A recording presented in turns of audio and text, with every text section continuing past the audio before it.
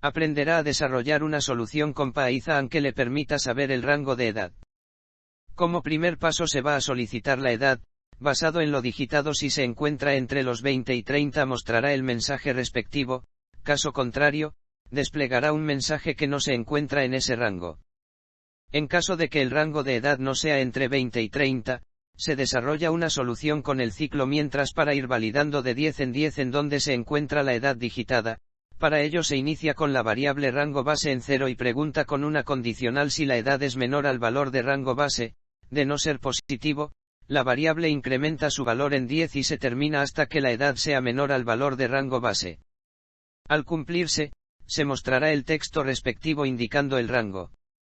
Por ejemplo, si se digita 50, se puede ver que muestra dos mensajes, el primero que no pertenece al rango de 20 y 30, y muestra que pertenece al de entre 50 y 60. Espero que le haya sido de mucha utilidad el contenido. Por favor suscríbase al canal para estar pendiente de nuevo contenido. Además, si desea apoyo en algo que no se encuentra en el canal, puede poner un comentario el cual será tomado en cuenta para creación de contenido y se le atenderá con la mayor prontitud posible.